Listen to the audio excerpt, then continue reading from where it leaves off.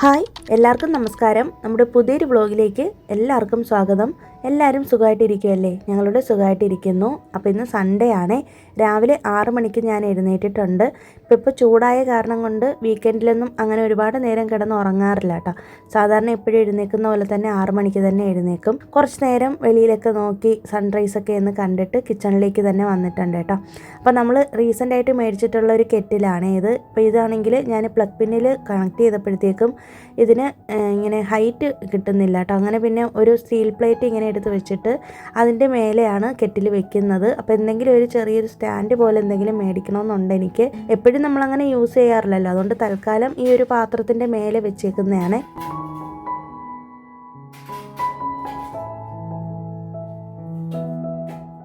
പിന്നെ തലേ ദിവസം നൈറ്റ് കഴുകി വെച്ചിട്ടുള്ള പാത്രങ്ങളൊക്കെ എടുത്ത് അതാത് സ്ഥാനത്ത് തന്നെ വെച്ചിട്ടുണ്ട് കേട്ടോ. കഴിഞ്ഞ വീഡിയോയിൽ ഞാൻ പറഞ്ഞിട്ടുണ്ടായിരുന്നില്ലേ, നമ്മൾ പുറത്തുനിന്ന് സാധനങ്ങൾ മേടിച്ചു വന്ന് പുതിയ പാത്രങ്ങൾ നമ്മൾ ശരവണ സ്റ്റോറിൽ നിന്ന് മേടിച്ചു എന്ന് പറഞ്ഞില്ലേ, അത് ഇതൊക്കെയാണ് കേട്ടോ. അപ്പോൾ ഈ ഒരു ചായപാത്രം എടുത്തിട്ടുണ്ടായിരുന്നു. അതിൽപ്പം അടികട്ടിയുള്ള കോപ്പർ കോട്ടിംഗ് വരുന്ന പാത്രമാണ്. 238 രൂപയാണ് കേട്ടോ ഇതിൻ്റെ റേറ്റ് വരുന്നത്. ഞാൻ കഴിഞ്ഞ വീഡിയോയിൽ പറഞ്ഞിരുന്നല്ലോ, നമുക്ക് അത്യാവശ്യമുള്ള സാധനങ്ങൾ മാത്രമാണ് മേടിക്കുന്നതെന്ന്.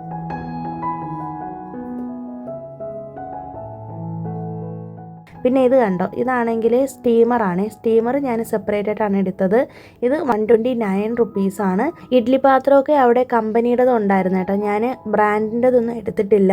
അത് കുറച്ചധികം റേറ്റ് കൂടുതലും മാത്രമല്ല, ഇത്രയും തട്ടുള്ളത് 2000-ന് മുകളിലാണ് റേറ്റ് പറഞ്ഞിട്ടുണ്ടായിരുന്നത്. അപ്പോഴത്തേക്കും അവരോട് ചോദിച്ചപ്പോഴത്തേക്കും ബ്രാൻഡഡ് അല്ലാത്ത, അതായത് കമ്പനി സാധനം അല്ലാതെ ഉള്ള ഇതുണ്ടെന്ന് പറഞ്ഞു കേട്ടോ. അപ്പോൾ അങ്ങനെ ഞാൻ കമ്പനി അല്ലാത്തത് എടുത്തിട്ടുണ്ട്. എനിക്ക് സ്റ്റീൽ പാത്രമാണ് വേണ്ടിയിരുന്നത്. എൻ്റെ അടുത്ത് നേരത്തെ ഉണ്ടായിരുന്നത് അലുമിനിയം ആയിരുന്നേ. ഇത് 800-ന് പുറത്താണ് ആയിട്ടുള്ളത്. അപ്പോൾ നമ്മുടെ ബഡ്ജറ്റിൽ നിൽക്കുകയും ചെയ്യും. പിന്നെ സ്റ്റീമർ പ്രത്യേകമായിട്ട് ഇതിന് വേണ്ടിയിട്ട് എടുക്കണമെന്ന് പറഞ്ഞു. അപ്പോൾ 6 ഇഡ്ഡലി വേവുന്നതിനുള്ള ചെറിയ സ്റ്റീൽ പാത്രം വിത്ത് സ്റ്റീമറിന് 1800 രൂപയാണ് റേറ്റ് വന്നിട്ടുണ്ടായിരുന്നത്. അപ്പോൾ ഞാൻ നോക്കിയപ്പോഴത്തേക്കും അത്രയും കൂടിയത് നമുക്ക് മേടിക്കാനുള്ള ബഡ്ജറ്റ് ഇല്ലായിരുന്നു കേട്ടോ. ഞാൻ മാക്സിമം റേറ്റ് കുറച്ചെടുക്കാൻ വേണ്ടിയിട്ടാണ് നോക്കിയത്. ഇതിപ്പോൾ നാട്ടിലത്തെ റേറ്റ് എങ്ങനെയാണെന്ന് എനിക്ക് അറിയത്തില്ല കേട്ടോ. ഇവിടുത്തെ റേറ്റാണ് ഞാൻ പറയുന്നത്. അങ്ങനെ ഒരു 800-ന് പുറത്ത് ആയിട്ടുണ്ട്. പിന്നെ സ്റ്റീമറും കൂടി ചേർന്നപ്പോഴത്തേക്കും ഒരു 900 ആയിട്ടുണ്ട്, 1000 ആയിട്ടില്ല. അങ്ങനെ ഞാൻ അതെടുത്തായിരുന്നു. പിന്നെ അത് കഴിഞ്ഞിട്ട് പുട്ടുക്കുടം എനിക്ക് വേണമായിരുന്നു കേട്ടോ. എൻ്റെ അടുത്ത് ഉണ്ടായിരുന്നത് അലുമിനിയാണ്. കുറേ വർഷങ്ങളായിട്ടുള്ളതായിരുന്നു കേട്ടോ എൻ്റെ പുട്ടുക്കുടം. ഇവിടുത്തെ എൻ്റെ ഹസ്ബൻഡിൻ്റെ അമ്മ ഉള്ളപ്പോഴേ ഉള്ളതായിരുന്നു. അപ്പോൾ അത് വർഷങ്ങളായി പഴകിയതാണ്. അതിൽ ചെറിയ പുള്ളിക്കുത്തൊക്കെ വീഴാനായിട്ട് തുടങ്ങിയോണ്ടാണ് ഞാൻ പിന്നെ സ്റ്റീലിലുള്ളവരെണ്ണം എടുക്കാമെന്ന് കരുതി. ഇതും 440 രൂപയോ മറ്റാണ് ആയിട്ടുള്ളത്. അപ്പോൾ അതിൻ്റെ റേറ്റൊക്കെ ഞാൻ കൃത്യമായിട്ട് അതിൽ കാണിച്ചിട്ടുണ്ട്, നിങ്ങൾ ശ്രദ്ധിച്ചാൽ മതി. അങ്ങനെ ഈ ഒരു സ്റ്റീൽ പുട്ടുകുടം എടുത്തിട്ടുണ്ട്. അപ്പോൾ ഇതിനകത്ത് ഇങ്ങനെ പുട്ടുകുറ്റിയും ചില്ലൊക്കെ സെപ്പറേറ്റ് ആയിട്ടാണ് ഇരുന്നത്. അപ്പോൾ നമ്മളതെല്ലാം കണക്ട് ചെയ്യണം. അത് സ്ക്രൂ ഒക്കെ അതിൽ കൊടുത്തിട്ടുണ്ട് കേട്ടോ. അപ്പോൾ അതൊക്കെ വെച്ചിട്ട് ഞാൻ കൃത്യമായിട്ട് കണക്ട് ചെയ്തെടുത്തു. പിന്നെയെന്ന് വെച്ചിട്ടുണ്ടെങ്കിൽ ഇത് നമ്മൾ പ്രീമിയറിൻ്റെ ബ്രാൻഡാണ് എടുത്തിട്ടുള്ളത്. ഈ പുട്ടുകുടം ഞാൻ നോക്കിയപ്പോഴത്തേക്കും ബ്രാൻഡഡ് ആണ് ഉണ്ടായിരുന്നത്. ശരവണ സ്റ്റോറിൽ ഇതിന് മുന്നേ ഇവിടെ ഇങ്ങനെ പുട്ടുകുടമൊന്നും കിട്ടത്തില്ലായിരുന്നു കേട്ടോ. ഈ ഒരു 2 വർഷത്തിനിടയിലാണ് ഇവിടെ പുട്ടുകുടമൊക്കെ വന്നിട്ടുള്ളത്. ഞാൻ ഇതിന് മുന്നേ ഇതുപോലെ മേടിക്കാനായിട്ട് ഇരുന്നപ്പോഴത്തേക്കും ശരവണയിൽ ഇല്ലാത്ത കാരണം കൊണ്ട് എടുത്തില്ല. പിന്നെ ഞങ്ങൾ സന്തോഷ് സ്റ്റോറിലാണ് പോകാനായിട്ട് ഇരുന്നത്. പിന്നെ ഞാൻ ഓർത്തപ്പോഴത്തേക്കും ശരവണയിലുള്ള പാത്രങ്ങളെല്ലാം നല്ല കട്ടിയുള്ള പാത്രങ്ങളാണ് കേട്ടോ. ഞാൻ സ്ഥിരമായിട്ട് സ്റ്റീൽ പാത്രങ്ങൾ ഇവിടെ നിന്നാണ് എടുക്കുന്നത്. വർഷങ്ങളായിട്ട് ഇവിടെ നിന്നാണ് എടുക്കുന്നത്. ഞാനിപ്പോൾ ഇവിടെ വന്നിട്ട് ഏകദേശം 9 വർഷം ആവുന്നു. അപ്പോൾ ഇതിനിടയിൽ എടുത്തിട്ടുള്ള പാത്രങ്ങളെല്ലാം ഇവിടെ നിന്ന് മേടിച്ചതാണ് കേട്ടോ. ഇതുവരെയും വേറെ കേടുപാടുകളൊന്നും വന്നിട്ടില്ലാത്ത കാരണം കൊണ്ടാണ് ഞാൻ പിന്നെ ഇവിടെ തന്നെ പോകാമെന്ന് കരുതിയത്. അങ്ങനെ പ്രീമിയറിൻ്റെ ബ്രാൻഡിലുള്ള പുട്ടുകുടമാണ് എടുത്തിട്ടുള്ളത്.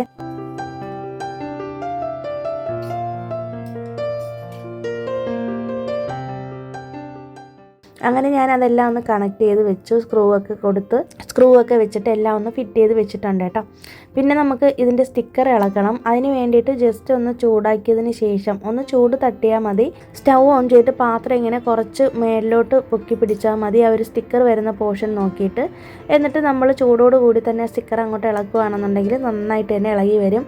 എന്നിട്ട് നല്ലപോലെ നമ്മൾ സബീന പൗഡർ വെച്ചിട്ട് അല്ലെങ്കിൽ വിം ജെല്ലി യൂസ് ചെയ്തിട്ട് ഒന്ന് നന്നായിട്ടൊന്ന് സ്ക്രബ് ചെയ്തെടുത്താൽ മതി കേട്ടോ. അപ്പോൾ നല്ല ക്ലീനായിട്ട് കിട്ടും. ഞാൻ എപ്പോഴും പുതിയ പാത്രമാണെങ്കിലും തുണികളാണെങ്കിലും ഒക്കെ മേടിക്കുമ്പോഴത്തേക്കും ഒരു തവണ ഒന്ന് കഴുകിയതിന് ശേഷം മാത്രമാണ് യൂസ് ചെയ്യുള്ളൂ. അപ്പോൾ നമ്മളിത് മേടിച്ചിട്ടുള്ളത് ഈ 3 ഐറ്റംസ് ആണ് കേട്ടോ. ഞാൻ പറഞ്ഞിരുന്നില്ലേ കഴിഞ്ഞ വീഡിയോയിൽ, ഞാൻ അങ്ങനെ ഒരുപാട് സാധനങ്ങളൊന്നും മേടിച്ച് കൂട്ടുന്നില്ല എന്ന്. ഞാനൊരു ബഡ്ജറ്റ് ഇട്ടിട്ടാണ് വീട്ടിൽ നിന്ന് തന്നെ പോയിട്ടുണ്ടായിരുന്നത്. മാത്രമല്ല നമ്മൾ ആവശ്യമില്ലാതെ കുറേ പാത്രങ്ങൾ വീട്ടിൽ മേടിച്ച് കൂട്ടിയാലും നമുക്ക് ഇവിടെ വെക്കാനുള്ള സൗകര്യം ഇല്ല കേട്ടോ. പിന്നെ മെയിനായിട്ട് പാത്രം കഴുകുന്നൊരു ബുദ്ധിമുട്ടാണ്. അപ്പം എനിക്ക് ആവശ്യമുള്ള സാധനങ്ങൾ മാത്രമാണ് എടുത്തിട്ടുള്ളത്. ചായപാത്രവും ഇഡ്ഡലി പാത്രവും പുട്ടുകുടമാണ് എടുത്തിട്ടുള്ളത്. അപ്പോൾ ഇതെല്ലാം കഴുകി റെഡിയാക്കിയതിന് ശേഷം ഞാൻ ഇന്ന് ഇതിലാണ് ഇഡ്ഡലി വെക്കാനായിട്ട് പോകുന്നത് കേട്ടോ.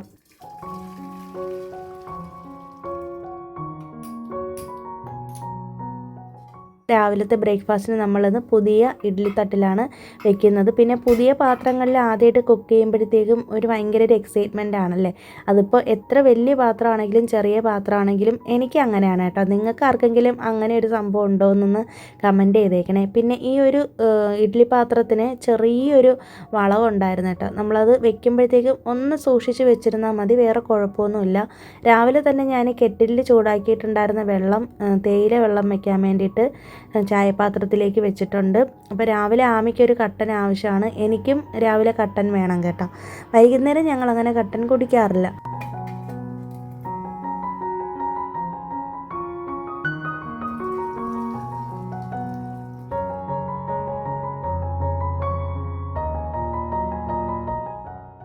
പിന്നെ മേടിച്ചിട്ടുള്ളൊരു സാധനം എന്ന് പറയുന്നത്, ഇത് കുറേ നാളായിട്ട് ആഗ്രഹിക്കുന്നതാണ്. കുറേ നാളെന്ന് വെച്ചിട്ടുണ്ടെങ്കിലും ഒരു 2-3 വർഷമായിട്ട് എൻ്റെ വിഷ് ലിസ്റ്റിൽ കിടക്കുന്ന ഒരു സാധനമാണ് ഈ ഒരു സ്റ്റോറേജ് ബോക്സ് കേട്ടോ. അപ്പോൾ ഞാൻ ഓൺലൈനിൽ ഇത് മുന്നേ കണ്ടിട്ടുണ്ടായിരുന്നു. ഇപ്പോൾ നോക്കിയപ്പോഴത്തേക്കും കാണുന്നില്ല കേട്ടോ. ഇത് കുറച്ച് റേറ്റ് കൂടുതലാണോ എന്ന് എനിക്കറിയത്തില്ല. 1249 രൂപ, 1250 രൂപയോളമാണ് ആയിട്ടുള്ളത്. ഇതിൻ്റെ റേറ്റ് ഓൺലൈനിൽ എങ്ങനെയാണെന്ന് എനിക്ക് അറിയത്തില്ല കേട്ടോ. ഞാൻ ഓൺലൈനിൽ നോക്കിയിട്ട് കാണാത്ത കാരണം കൊണ്ടാണ് പിന്നെ ഡയറക്റ്റായിട്ട് കടയിൽ നിന്ന് തന്നെ മേടിക്കാമെന്ന് വിചാരിച്ചത്. ഇതിപ്പോൾ 3 റാക്കാണ് ഉള്ളത് കേട്ടോ. എനിക്കിത് മെയിനായിട്ട് വേണ്ടി വന്നതെന്ന് വെച്ചിട്ടുണ്ടെങ്കിൽ, ഞാൻ ഇതുപോലൊരു പേസ്റ്റ് ബോർഡ് കവറിനകത്താണ് കുറേ നമ്മുടെ ഷോപ്പിങ്ങിനൊക്കെ പോകുന്ന ബാഗും പ്ലാസ്റ്റിക് കവറുകളും എല്ലാം ഞാൻ ഈ ഒരു പേസ്റ്റ് ബോർഡ് കവറിലാണ് വെച്ചിട്ടുണ്ടായിരുന്നത്. അപ്പോൾ ഞാനിത് ഓർഗനൈസ് ചെയ്ത് വെക്കാൻ വേണ്ടിയിട്ട് കുറേ ആയിട്ട് അന്വേഷിക്കുന്നു ഇതുപോലൊരു സ്റ്റോറേജ് ബോക്സ്. അപ്പോൾ ഞാൻ മാക്സിമം റേറ്റ് കുറച്ചെടുക്കാനായിട്ടാണ് നോക്കിയത്. അപ്പോൾ അവിടെ നോക്കിയപ്പോഴത്തേക്കും 3 റാക്ക് വരുന്നത് 1249 ആണെന്ന് പറഞ്ഞു. പിന്നെ എന്തായാലും അത് എടുത്തിട്ടുണ്ട് കേട്ടോ. അപ്പോൾ ഇത് എവിടെ വെക്കണമെന്നുള്ളൊരു കൺഫ്യൂഷനിലാണ് ഞാൻ. ആദ്യം ഞാൻ ഈ ക്യാൻ വാട്ടർ ഇരിക്കുന്ന അവിടെ ഒന്ന് വെക്കാമെന്ന് കരുതി. പക്ഷേ അവിടെ നമുക്ക് എടുത്ത് ഉപയോഗിക്കാനുള്ളൊരു ബുദ്ധിമുട്ടുള്ള കാരണം കൊണ്ട് പിന്നെ അവിടെ നിന്ന് മാറ്റിയിട്ട് നമ്മുടെ സിലിണ്ടർ വെച്ചേക്കുന്നില്ലേ, ആ ഒരു പോർഷനിലേക്ക് കൊണ്ടുവന്ന് വെച്ചിട്ടുണ്ട് കേട്ടോ. അവിടെ ആകുമ്പോഴത്തേക്കും പെട്ടെന്ന് കാണത്തുമില്ല, പെട്ടെന്ന് എടുത്ത് ഉപയോഗിക്കാൻ കണക്കിനുള്ള സാധനങ്ങളൊന്നും അല്ലല്ലോ. നമ്മൾ എപ്പോഴെങ്കിലുമൊക്കെ ആണല്ലോ പുറത്ത് പോകുന്നത്. അപ്പോഴത്തേക്കും നമുക്ക് മാർക്കറ്റിലൊക്കെ കൊണ്ടുപോകാനുള്ള കവറുകൾ ഇട്ട് വെക്കാൻ വേണ്ടിയിട്ടുള്ള ഒരു ഓർഗനൈസറായിട്ടാണ് ഇത് ഉപയോഗിക്കുന്നത്.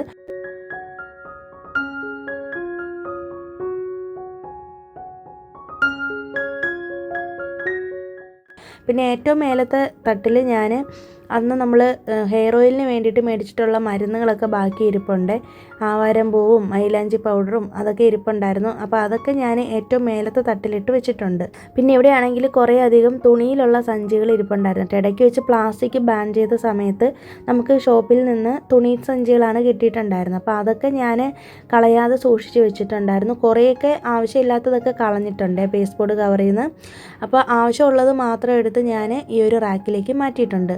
പിന്നെ എല്ലാം ഒന്ന് സെറ്റാക്കി വെച്ചതിന് ശേഷം നന്നായിട്ടൊന്ന് അടിച്ച് വാരി എടുക്കുന്നുണ്ട്. ഇപ്പം നമ്മുടെ കിച്ചൺ കാണാൻ ഒന്നുകൂടി ഒരു ഭംഗി വന്നില്ലേ.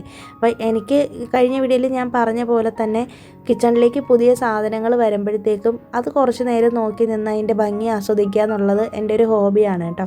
അപ്പോൾ ഇന്ന് ഞായറാഴ്ച ആയിട്ടും ഞാൻ രാവിലെ എഴുന്നേറ്റ് ഇതൊക്കെ ചെയ്തതിൻ്റെ കാരണം, എനിക്ക് പുതിയ സാധനങ്ങൾ അടുക്കളയിലേക്ക് മേടിച്ച് കഴിഞ്ഞിട്ടുണ്ടെങ്കിൽ അതെടുത്ത് അടുക്കിപ്പെറുക്കി വെച്ചില്ലെങ്കിൽ ഒരു സമാധാനവും കാണത്തില്ലേ.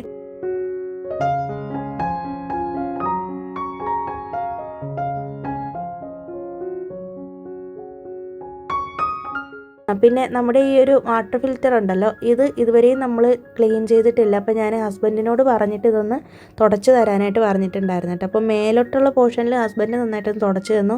കോളിനൊന്ന് സ്പ്രേ ചെയ്തിട്ടാണ് ക്ലീൻ ചെയ്തത്. ബ്ലാക്ക് ആയ കാരണം കൊണ്ട് അഴുക്കായാലും അറിയാൻ പറ്റും കേട്ടോ. കാരണം ഗ്ലാസ് ടോപ്പ് പോലത്തെ ഒരു മെറ്റീരിയൽ അല്ലേ, അതുകൊണ്ട് അങ്ങനെ അതൊക്കെ ഒന്ന് തുടച്ചെടുത്തു. എന്നിട്ട് ഞാൻ കുറേ ദിവസമായിട്ട് വിചാരിക്കുന്നതാണ് നമ്മുടെ ഈ ഒരു കർട്ടൻ്റെ ഈ ഒരു സ്റ്റിക്കർ ഉണ്ടല്ലോ അതങ്ങോട്ട് ഇളവിപ്പോയി. അപ്പോൾ അത് വെക്കാൻ വേണ്ടിയിട്ട് കുറേ ആയിട്ട് വിചാരിക്കുന്നുണ്ട്. അങ്ങനെ ഇന്നാണ് എനിക്ക് സമയം കിട്ടിയത്.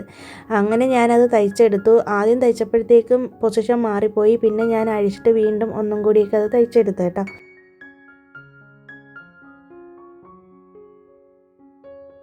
പിന്നെ അത് കഴിഞ്ഞിട്ട് സൺഡേ ആണ് ഞാൻ ആമിയുടെ സ്പോർട്സ് യൂണിഫോമും ബാഗും സ്കൂൾ ബാഗും അതുപോലെ കയ്യിൽ കഴുകാനുള്ള തുണികളൊക്കെ മാക്സിമം കഴുകുന്നത്. വീക്ക് ഡേയ്സിലും കഴുകാറുണ്ട്.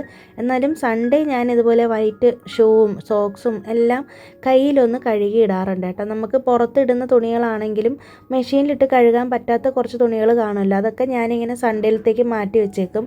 അപ്പോൾ അതൊക്കെ എടുത്തൊന്ന് കഴുകുന്നുണ്ട് കേട്ടോ. കയ്യിലൊന്ന് കഴുകിയെടുത്തു. പിന്നെ അത് കഴിഞ്ഞിട്ട് കുറച്ച് നേരം കഴിഞ്ഞ് റെസ്റ്റൊക്കെ എടുത്തു. ഇതിനിടയിൽ ഹസ്ബൻഡ് പോയിട്ട് ഇന്ന് നമ്മൾ സൺഡേ ആയ കാരണം കൊണ്ട് ചിക്കനാണ് മേടിച്ചിട്ടുള്ളത്. അങ്ങനെ ഇന്ന് ബിരിയാണിയും ചിക്കൻ കറിയും ഒക്കെ വെക്കാമെന്ന് കരുതുന്നുണ്ട്.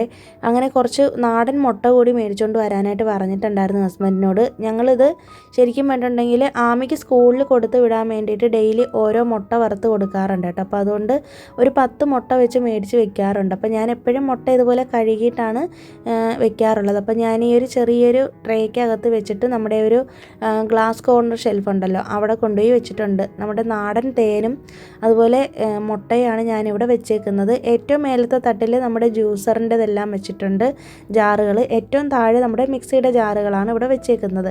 അപ്പോൾ ആമി ഇവിടെ ഒരു സൈഡിൽ ഹോംവർക്ക് എഴുതുന്നുണ്ട്. പിന്നെ അവൾക്കിപ്പോൾ എക്സാം സ്റ്റാർട്ട് ചെയ്യാൻ പോവാണ്. അപ്പോൾ അവളോട് ഞാൻ എപ്പോഴും പറയും പഠിക്കണമെന്ന്. അപ്പോൾ ഞാൻ കിച്ചണിൽ ജോലി ചെയ്തുകൊണ്ടിരിക്കുന്ന സമയത്ത് അവൾ പഠിച്ചിട്ട് എൻ്റെ അടുത്ത് വന്നിട്ട് റിവിഷൻ ചെയ്യാനായിട്ട് വന്നിരിക്കുന്നതാണ് കേട്ടോ. അപ്പോൾ ഇന്ന് എല്ലാവരും കിച്ചണിൽ കയറിയിട്ടുള്ളൊരു ദിവസം കൂടിയാണ്. എല്ലാ ഞായറാഴ്ചയൊന്നും ഇങ്ങനെയൊന്നും അല്ല കേട്ടോ.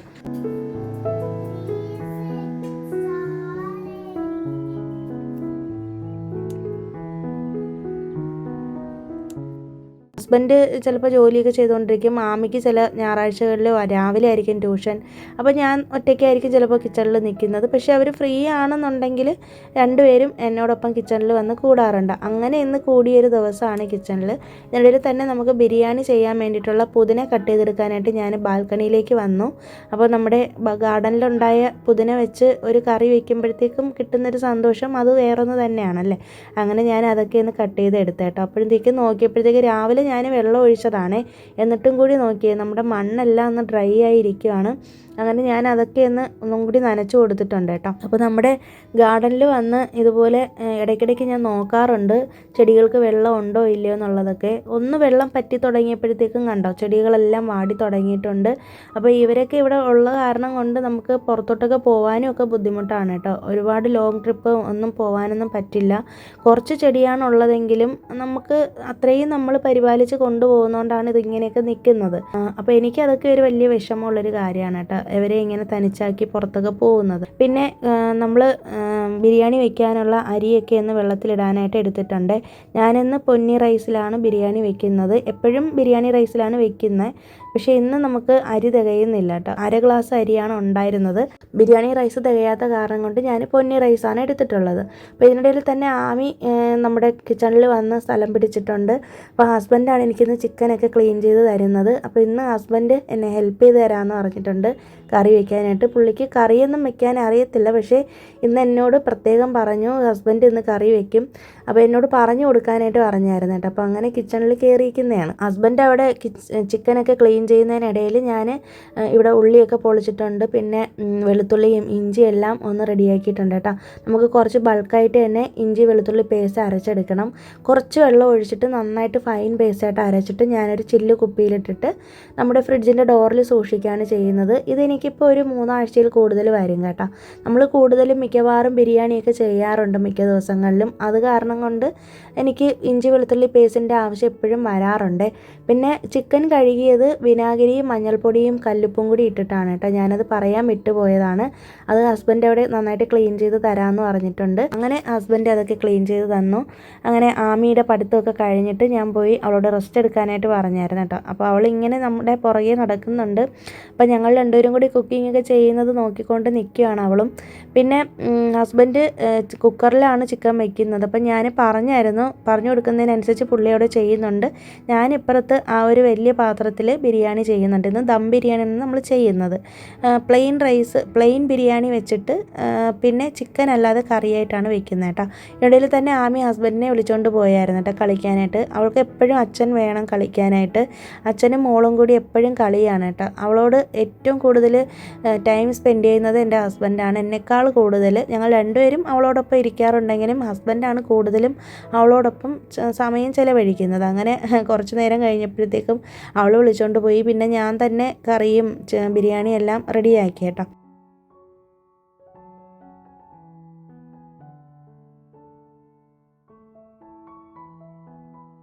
പിന്നെ ഇതിനിടയിൽ തന്നെ ഹസ്ബൻഡ് മുട്ടയൊക്കെ മേടിച്ചുകൊണ്ട് വന്ന സമയത്ത് വാട്ടർമെലൺ മേടിച്ചുകൊണ്ട് വന്നായിരുന്നേ. അപ്പോൾ നമുക്ക് ഇവിടെ ഒരു മോർ മാർക്കറ്റ് ഉണ്ട്, അവിടെ നിന്നാണ് ഇത് മേടിച്ചത് കേട്ടോ. എനിക്കാണെങ്കിൽ അവിടെ നിന്ന് ഒരു സാധനവും മേടിക്കുന്ന ഇഷ്ടമല്ല. അപ്പോൾ അത് കേടായി പോയതാണ്. ഇനിയിപ്പോൾ അത് യൂസ് ചെയ്യാൻ പറ്റാത്തതുകൊണ്ട് 2 ദിവസം മുന്നേ മേടിച്ചിട്ടുള്ള ഒരു മസ്ക് മെലോൺ ഇരിപ്പുണ്ടായിരുന്നു കേട്ടോ. അത് ഞാൻ ജ്യൂസ് അടിച്ച് കൊടുക്കാമെന്ന് പറഞ്ഞു ബിരിയാണിയൊക്കെ കഴിച്ചതിന് ശേഷം. പിന്നെ ഇതിനിടയിൽ തന്നെ നമ്മൾ ലഞ്ചെല്ലാം കഴിക്കുന്നുണ്ട്. നമ്മളെല്ലാവരും കൂടി, ഞങ്ങൾ 3 പേരും കൂടി ഇരുന്ന് തറയിലിരുന്നാണ് കേട്ടോ കഴിക്കുന്നത്. ഞങ്ങൾ എല്ലാവരും കൂടി ഉള്ള ദിവസങ്ങളിൽ തറയിലിരുന്നാണ് കഴിക്കുന്നത്. മോസ്റ്റ്ലി ഞങ്ങൾ തറയിലിരുന്ന് ഭക്ഷണം കഴിക്കാൻ ഇഷ്ടമുള്ളവരാണ് കേട്ടോ ഞങ്ങൾക്ക്. അങ്ങനെ ഭക്ഷണമൊക്കെ കഴിച്ചിട്ട് മസ്ക് മെലോൺ ജ്യൂസൊക്കെ അടിച്ച് കുടിച്ചിട്ട് പിന്നെ ഞങ്ങൾ കുറച്ച് നേരം റെസ്റ്റ് എടുത്തു. സിനിമയൊക്കെ ഒന്ന് കണ്ടു വീട്ടിലിരുന്ന്. ഇന്ന് പുറത്തൊന്നും പോകുന്നില്ല കേട്ടോ, കഴിഞ്ഞ ദിവസമൊക്കെ പോയതുകൊണ്ട്.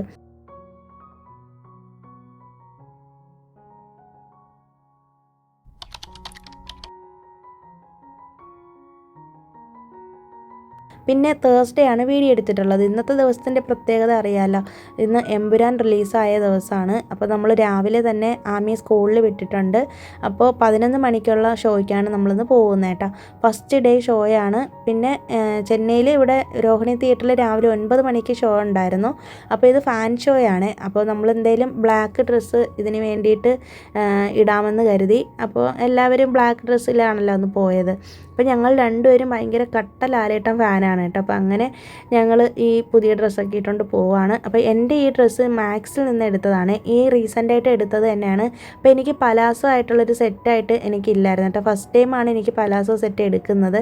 ഞാൻ കഴിഞ്ഞ ദിവസം മീഷോയിൽ നിന്ന് എടുത്ത കാര്യം പറഞ്ഞിരുന്നില്ല. അപ്പോൾ അത് ഇട്ടപ്പോഴത്തേക്ക് എനിക്കത് സ്യൂട്ടാവുന്നുണ്ടെന്ന് കുറച്ച് പേര് കമൻറ്റ് ചെയ്തിട്ടുണ്ടായിരുന്നല്ലോ. അപ്പോൾ അതുകൊണ്ട് ഞാൻ ഓർത്തു എനിക്ക് ബ്ലാക്ക് ഡ്രസ്സ് ഇല്ല, ഒരു ബ്ലാക്ക് എടുക്കണമെന്ന് കുറേ ആയിട്ട് വിചാരിക്കുന്നുണ്ട്. അപ്പോൾ ഞാൻ ഈ ബ്ലാക്കിൻ്റെ പലാസോ സെറ്റ് മാക്സിൽ നിന്ന് എടുത്തത് 1000 റുപ്പീസാണ് ആയത്. കുറച്ച് റേറ്റ് കൂടുതലായിട്ട് എനിക്ക് തോന്നി, എന്നാലും നല്ല പ്യുവർ കോട്ടൺ ആണ് കേട്ടോ. നല്ല പ്രിൻറ്റിങ്ങും എല്ലാം അക്കോബ പോലത്തെ എംബ്രോയ്ഡറി വർക്കാണിത് ഈ മെറ്റീരിയൽ എന്ന് പറയുന്നത്. ഇന്നേഴ്സൊക്കെ ഇട്ടിട്ട് ഇടുവാണെങ്കിൽ നല്ലതായിരിക്കും. പിന്നെ നമ്മൾ മാളിൽ കുറച്ച് നേരത്തെ തന്നെ എത്തിയിട്ടുണ്ട്. 9 മണിയൊക്കെ ആയപ്പോഴത്തേക്കും ഞങ്ങൾ ഇവിടെ നിന്ന് ഇറങ്ങിയായിരുന്നു. 9:30 ഇറങ്ങി 10 മണി ആയപ്പോഴത്തേക്കും ഞങ്ങൾ എത്തിയായിരുന്നു കേട്ടോ. ഞങ്ങൾ VR മാളിലാണ് ബുക്ക് ചെയ്തത്. അപ്പോൾ ഒരുപാട് സമയം ഇനി ബാക്കി കിടപ്പുണ്ട്. എനിക്ക് തോന്നുന്നത് 11:50 ഷോയ്ക്കാണെന്ന് തോന്നുന്നത് കയറിയത്. അപ്പോൾ സമയം ഒരുപാടുള്ളതുകൊണ്ട് ഹസ്ബൻഡ് എന്നോട് പറഞ്ഞു നമുക്ക് മാക്സിലൊന്ന് കയറാമെന്ന്. ഹസ്ബൻഡിന് 2-3 ഡ്രസ്സ് എടുക്കണമായിരുന്നു കേട്ടോ, ഡെയിലി വിയർ ഡ്രസ്സ് എടുക്കണമായിരുന്നു. അങ്ങനെ കയറിയതാണ്. ഞാനിപ്പോൾ ഒന്നും തന്നെ എടുക്കുന്നില്ല, കാരണം എനിക്കാണെങ്കിൽ ഞാൻ പറഞ്ഞില്ലേ ഇഷ്ടംപോലെ ഡ്രസ്സുകൾ ഇപ്പം തന്നെ ആയിട്ടുണ്ട്. പിന്നെ മാക്സിമം നമ്മൾ ഷോപ്പിങ്ങിൻ്റെ ഇതൊക്കെ കുറയ്ക്കാൻ വേണ്ടിയിട്ടാണ് ഞാൻ ട്രൈ ചെയ്യുന്നത്. അപ്പോൾ എന്നോട് ഹസ്ബൻഡ് ഡ്രസ്സ് എടുക്കാൻ പറഞ്ഞതാണ് കേട്ടോ, ഞാൻ വേണ്ടാന്ന് പറഞ്ഞു.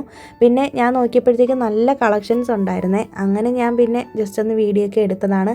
ഹസ്ബൻഡ് ട്രയൽ റൂമിൽ കയറി ട്രയലൊക്കെ ചെയ്തിട്ട് ഡ്രസ്സൊക്കെ ഒന്ന് എടുത്തു. പിന്നെ ഞങ്ങൾ ഇതിനിടയിൽ തന്നെ ട്രെൻഡ്സിലൊന്ന് കയറിയിട്ടുണ്ടായിരുന്നു. ട്രെൻഡ്സിൽ നോക്കിയപ്പോഴത്തേക്ക് നല്ല കളക്ഷൻസ് വന്നിട്ടുണ്ട്. കുറച്ച് കോസ്റ്റ്ലി ആണെങ്കിലും നല്ല ബ്രാൻഡഡ് ഡ്രസ്സ് ആയതുകൊണ്ട് നല്ല ക്വാളിറ്റി ഉള്ള ഡ്രസ്സാണ്. ഞാൻ എപ്പോഴും സ്റ്റുഡിയോയിൽ നിന്നാണ് കേട്ടോ ഡ്രസ്സുകൾ കൂടുതൽ എടുക്കുന്നത്. മാക്സിൽ നിന്ന് ഞാനിപ്പോൾ ഈ ബ്ലാക്ക് എടുക്കാനുള്ള കാരണം സ്റ്റുഡിയോയിൽ ബ്ലാക്ക് ഡ്രസ്സ് എൻ്റെ സൈസിന് കിട്ടിയില്ലായിരുന്നു കേട്ടോ. ഞങ്ങൾ ആദ്യം സ്റ്റുഡിയോയിൽ പോയി, ഞാൻ അന്ന് വീഡിയോ ഒന്നും എടുത്തിട്ടില്ലായിരുന്നു കേട്ടോ. പിന്നീടാണ് ഒരിടത്തും കിട്ടാതായപ്പോഴത്തേക്കാണ് ഞാൻ പിന്നെ മാക്സിൽ നിന്ന് എടുത്തത്. ഇത് എൻ്റെ ബഡ്ജറ്റിന് അനുസരിച്ചാണെങ്കിൽ കുറച്ച് റേറ്റ് കൂടുതലാണ്, പക്ഷേ തുണി നല്ലതായതുകൊണ്ട് ഞാനങ്ങ് ക്ഷമിച്ചു. പിന്നെ അത് കഴിഞ്ഞിട്ട് ഞങ്ങൾ എന്തെങ്കിലും സമയമുള്ളതുകൊണ്ട് ഹസ്ബൻഡ് പറഞ്ഞു നമുക്കൊരു ചായ കുടിക്കാമെന്ന്. ആമിയെ ഞങ്ങൾ സ്കൂളിലാക്കിയിട്ടാണ് കേട്ടോ ഈ കറങ്ങുന്നത്. അപ്പോൾ ആമി സ്കൂളുള്ള ദിവസങ്ങളിൽ ഇതുപോലെ ഞങ്ങൾക്ക് ഏതെങ്കിലുമൊക്കെ സിനിമ, അവളെ കാണിക്കാൻ പറ്റാത്ത സിനിമകളോ ഒരുപാട് വയലൻസ് ആയിട്ടുള്ള സിനിമകളൊക്കെ ഉണ്ടെന്നുണ്ടെങ്കിൽ ഞങ്ങളിങ്ങനെ പോയി കാണാറുണ്ട്. അവളെ സ്കൂളിൽ വിട്ടിട്ട് ഇതുപോലെ പോവാറുണ്ട് കേട്ടോ. ഞാനങ്ങനെ അധികം വ്ളോഗുകളിൽ പറയാത്തതാണ്. അപ്പോൾ നമുക്ക് നമ്മുടേതായ ഒരു ടൈമും കിട്ടുമല്ലോ, കപ്പിൾസായിട്ട് നമുക്ക് പോകാനുള്ള ഒരു നമ്മുടേതായ ഒരു പ്രൈവസിയും കാര്യങ്ങളൊക്കെ അല്ലേ. അപ്പോൾ അതും നമുക്ക് പേഴ്സണലി നമുക്ക് കൂടുതൽ ഇഷ്ടമായതുകൊണ്ട് ഞങ്ങൾ അങ്ങനെയും പോവാറുണ്ട്. കൊച്ചിലെ എനിക്ക് സിനിമയൊക്കെ കാണാനായിട്ട് ഭയങ്കര ഇഷ്ടമായിരുന്നു. പക്ഷേ നാട്ടിലാണെങ്കിൽ എൻ്റെ വീട്ടിൽ ഞാനൊരു +2 കഴിഞ്ഞതിന് ശേഷം കോളേജ് ആയപ്പോഴാണ് അച്ഛൻ TV എടുത്തത്. കാരണം പഠിത്തത്തിലുള്ള ശ്രദ്ധ പോകുമെന്ന് കരുതിയിട്ട് അച്ഛൻ അങ്ങനെ TV ഒന്നും മേടിച്ചിട്ടില്ലായിരുന്നു കേട്ടോ. അപ്പോൾ നാട്ടിലിങ്ങനെ വെക്കേഷൻ സമയത്ത് അമ്മയുടെ വീട്ടിലൊക്കെ പോകുമ്പോൾ മാത്രമാണ് ഞാൻ TV ഒക്കെ കാണുന്നത്. അപ്പോൾ എനിക്ക് അന്നേ ഭയങ്കര ആഗ്രഹമാണ് പുതിയ സിനിമകൾ ഇറങ്ങുമ്പോഴത്തേക്കും തിയേറ്ററിൽ പോയി കാണണം, അല്ലെങ്കിൽ TV-യിൽ കാണണം എന്നൊക്കെ. പക്ഷേ ഞാൻ ഒരുപാട് ആഗ്രഹിച്ചിട്ടുണ്ട് കേട്ടോ. അച്ഛനങ്ങനെ ഞങ്ങളെ സിനിമയ്ക്കൊന്നും കൊണ്ടുപോയിട്ടൊന്നുമില്ല. അമ്മയും ഞങ്ങളൊന്നും അങ്ങനെ പോയിട്ടേ ഇല്ല കേട്ടോ. അച്ഛനും പോവാറില്ലായിരുന്നു. അപ്പോൾ കല്യാണം കഴിഞ്ഞതിന് ശേഷമാണ് ശരിക്കും ഞാൻ ഇതൊക്കെ എക്സ്പീരിയൻസ് ചെയ്യുന്നത്.